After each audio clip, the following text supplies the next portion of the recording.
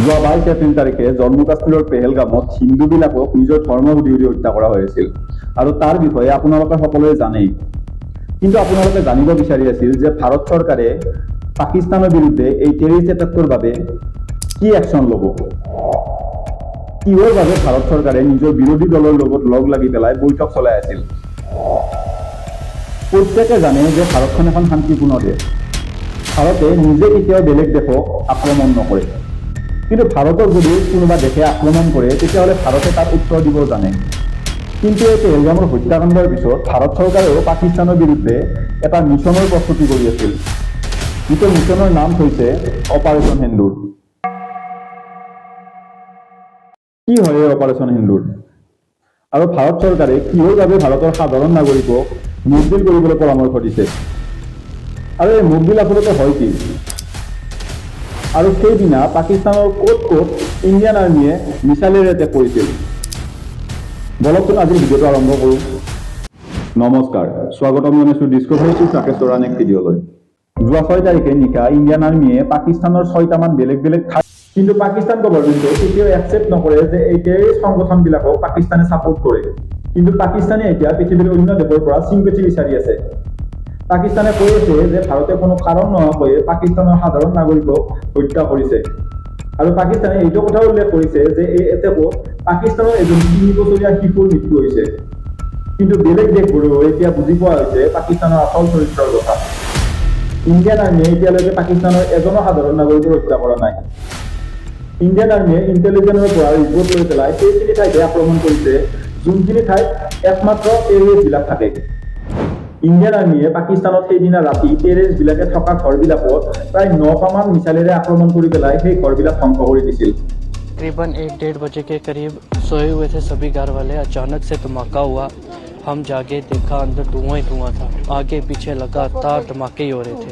পেহেলগামৰ হত্যাকাণ্ডৰ পিছত ভাৰতক ভয় খুৱাবৰ বাবে পাকিস্তানৰ কিছুমান আৰ্মি জেনেৰেলে কৈ আছিল যে যদি ভাৰতে পাকিস্তানক আক্ৰমণ কৰে তেতিয়াহ'লে পাকিস্তানে ভাৰতক নিউক্লিয়াৰ বোমাৰে আক্ৰমণ কৰিব। ये जो गोरी शहीन गजनवी ये चौकों में सजाने के लिए नहीं हमने रखे हुए, ये हमने हिंदुस्तान के लिए रखे हैं। और कोई आपने तमाशे करने पाकिस्तान के साथ, याद रहे कि शहीद जुल्फिकार अली भुट्टो ने इस मुल्क को न्यूक्लियर वेपन दिया था। কিন্তু পাকিস্তানে পাহৰি গৈছে যে পাকিস্তানতকৈ বেছি নিউক্লিয়াৰ বোমা ভাৰতৰ হাতত আছে। এনেকুৱা নহয় যে যাৰ তাত বেছি নিউক্লিয়াৰ বোমা আছে সি যুদ্ধত জিকিব। ভাৰতখনক বা পাকিস্তানখনক ধ্বংস কৰিবৰ বাবে 6টা বা 7টা নিউক্লিয়াৰ বোমাই বহুত। নিউক্লিয়াৰ বোমাৰে আক্ৰমণ কৰাটো ইমান সহজ কথা নহয়, কাৰণ পৃথিৱীৰ যিমানকেইখন দেশৰ লগত নিউক্লিয়াৰ বোমা আছে তেওঁলোকে লগ লাগি পেলাই ইউনাইটেড নেশ্যনৰ এটা এগ্ৰিমেণ্টত ছাইন কৰিছে, য'ত উল্লেখ আছে যে দুখন দেশৰ মাজত যদি ভৱিষ্যতে কিবা কাৰণত যুদ্ধ হয় তাৰে কোনো এখন দেশে নিউক্লিয়াৰ বোমাৰ ব্যৱহাৰ কৰিব নোৱাৰিব। আৰু যদি তেওঁলোকে নিউক্লিয়াৰ বোমাৰ ব্যৱহাৰ কৰে তেতিয়াহ'লে পৃথিৱীৰ প্ৰত্যেকখন নিউক্লিয়াৰ বোমা থকা দেশৰ পৰা সেই দেশখনলৈ এটা এটা নিউক্লিয়াৰ বোমা আহিব, যি নিউক্লিয়াৰ বোমাই সেই দেশখন ধ্বংস কৰিব।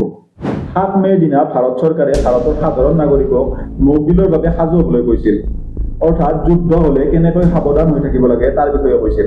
ভাৰতৰ প্ৰায় 244খন ডিষ্ট্ৰিক্টক মকবিলৰ বাবে সাজু হ'বলৈ কৈছে। আৰু এনেকুৱা নহয় যে যোনকেইখন ডিষ্ট্ৰিক্টক মকবিল কৰিবলৈ দিছে সেইকেইখন ডিষ্ট্ৰিক্টৰে কৈ আছে।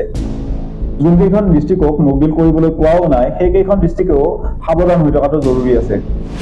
পাকিস্তানে এইটো খবৰ পাইছিল যে ভাৰত চৰকাৰে ভাৰতৰ সাধাৰণ নাগৰিকক মকবিল কৰাৰ বাবে প্ৰস্তুত কৰি আছে, কিন্তু এইটো কথা গম পোৱা নাছিল যে মকবিল কৰাৰ কথা ঘোষণা কৰাৰ দিনা ৰাতিয়েই পাকিস্তানত ভাৰতে আক্ৰমণ কৰিব।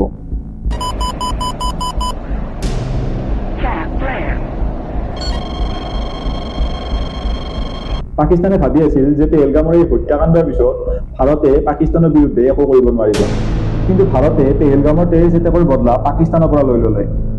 আৰু একমাত্ৰ ভাৰত চৰকাৰে জানে যে পাকিস্তানৰ বিৰুদ্ধে ভাৰত চৰকাৰে আৰু কি কি কৰাৰ পৰিকল্পনা কৰিছে।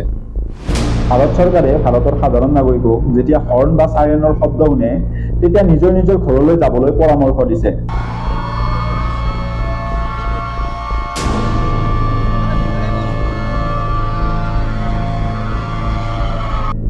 আৰু যিমান পাৰে ভিৰ থকা ঠাইৰ পৰা দূৰত থাকিব দিছে। সেয়া লাগিলে নিজৰ স্কুলেই হওক বা সেয়া লাগিলে মাৰ্কেটেই হওক বা সেয়া লাগিলে চহৰেই হওক।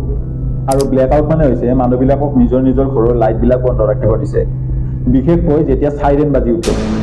কাৰণ ইণ্ডিয়ান আৰ্মীয়ে পাকিস্তানত আক্ৰমণ কৰাৰ পিছত পাকিস্তানেও ইণ্ডিয়াত আক্ৰমণ কৰিব পাৰে আৰু পাকিস্তান আৰ্মী বা পাকিস্তানৰ টেৰৰিষ্টে সেইবিলাক ঠাইতে বেছিকৈ আক্ৰমণ কৰিব যিবিলাক ঠাইত মানুহৰ চলাচলটো বেছিকৈ হয় আৰু ৰাতিৰ ক্ষেত্ৰত সেইবিলাক ঠাইতে আক্ৰমণ কৰিব যিবিলাক ঠাইত ঘৰবিলাক লাইটৰ পোহৰেৰে ভালকৈ দেখা পায় কাৰণ পোহৰ দেখিলে সেই ঠাইত মানুহ থকাটো নিশ্চিত হৈ পৰে সেইবাবে ভাৰত চৰকাৰে ভাৰতৰ সাধাৰণ নাগৰিকক সতৰ্ক হৈ থাকিবলৈ নিৰ্দেশ দিছে এনেকুৱা নহয় যে অকল আপুনি সতৰ্ক থাকিলেই হ'ব বা আপোনাৰ ঘৰৰ ফেমিলিটো সতৰ্ক থাকিলেই হ'ব আপোনাৰ ওচৰ চুবুৰীয়া সতৰ্ক থাকিব লাগিব যদি চাইৰেন বজাৰ পিছতো আপোনাৰ ওচৰ চুবুৰীয়াই ঘৰৰ লাইট দি ৰাখে ইয়াত কিন্তু আপোনাৰ বিপদ আছে কাৰণ ওপৰৰ পৰা মিছাইল পঠাই দিয়া হ'ব আৰু সেই মিছাইলটোৱে নাজানে কোনে লাইট দি থৈছে কোনে লাইট দি থোৱা নাই সেই মিছাইলটো মাটিত পৰাৰ পিছতেই গোটেই অঞ্চলবোৰো ব্লাষ্ট হৈ যাব আৰু এনেকুৱা নহয় যে অসমখন পাকিস্তানৰ পৰা বহুত দূৰত আছে পাকিস্তানে সহজে অসমক আক্ৰমণ কৰিব নোৱাৰে যদি ভাৰত আৰু পাকিস্তানৰ সঁচাকৈয়ে যুদ্ধ হয়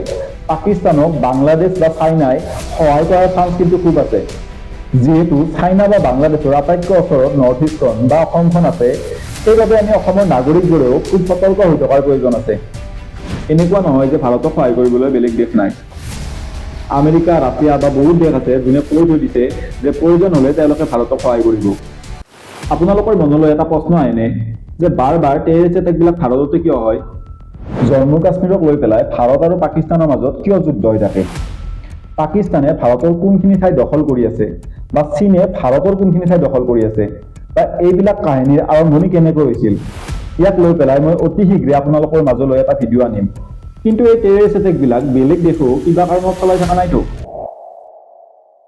ভাৰতখন এখন নতুনকৈ উঠি অহা দেশ ভাৰতৰ ইকনমি ভাৰতৰ ইনফ্ৰাষ্ট্ৰাকচাৰ নতুনকৈ বহুত ভাল হ'বলৈ ধৰিছে যাক দেখি ভাৰতৰ ওচৰ চুবুৰীয়া দেশে জ্বলি আছে যেনেকৈ আপুনি যদি কিবা এটা ভাল কাম কৰে আপোনাৰ ওচৰ চুবুৰীয়াই জ্বলে ঠিক তেনেকৈ ভাৰতক দেখিও ভাৰতৰ ওচৰ চুবুৰীয়া দেশে জ্বলি আছে ভাৰতৰ ওচৰ চুবুৰীয়া দেশেও এই টেৰৰিষ্ট সংগঠনবিলাকক সহায় কৰি থাকিব পাৰে কাৰণ ওচৰ চুবুৰীয়া দেশে এইটো কেতিয়াও নিবিচাৰিব যে তেওঁলোকতকৈ ভাৰতৰ ইনফ্ৰাষ্ট্ৰাকচাৰ বা ভাৰতৰ ইকনমি ভাল হওক এই দেশসমূহে জানে যদি ভাৰতৰ টেৰৰিষ্ট এটেক হয় ভাৰতে নিশ্চয় ইয়াৰ উত্তৰ দিব আৰু এনেকৈয়ে যুদ্ধৰ আৰম্ভণি হ'ব আৰু ভাৰতখন ফাইনেন্সিয়েলি বহুত পিছুৱাই যাব কাৰণ যুদ্ধ এখন হ'লে সেই দেশখন আৰ্থিকভাৱে প্ৰায় 100 বছৰ পিছুৱাই যায় 22 এপ্ৰিল তাৰিখে পেহেলগামত টেৰৰিষ্ট কেইজনমানে এটা কাপোৰৰ হাজবেণ্ডজনক হত্যা কৰি মহিলাজনীক কৈছিল যে তই যাই পেলাই এই ঘটনাটোৰ বিষয়ে নৰেন্দ্ৰ মোদীক কব আৰু নৰেন্দ্ৰ মোদীয়েও ইয়াৰ উত্তৰ দি পেলাই 7 মে তাৰিখে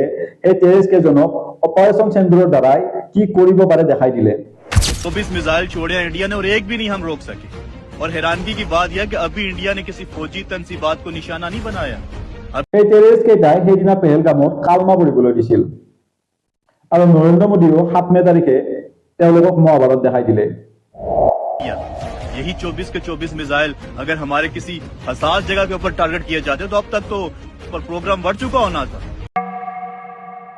বাৰু ইয়াৰ পিছত আৰু ভাৰত চৰকাৰে পাকিস্তানৰ বিৰুদ্ধে কি ষ্টেপ লয় আমি তাক নিশ্চয় দেখিম বন্ধুসকল ইমানখিনি আছিল আজিৰ ভিডিঅ'টো মই যিমানখিনি ইনফৰমেশ্যন গোটাব পাৰোঁ গোটাই পেলাই আপোনালোকক জনালোঁ ভিডিঅ'টো কেনেকুৱা পালে প্লিজ জনাবলৈ নাপাহৰিব আৰু এতিয়ালৈকে যদি চাইছে প্লিজ এবাৰ শ্বেয়াৰ কৰি দিব অজানিতে কিবা ভুল হৈ যাব পাৰে ক্ষমা কৰি দিব সকলোৱে সতৰ্ক থাকিব ধন্যবাদ জয় অসম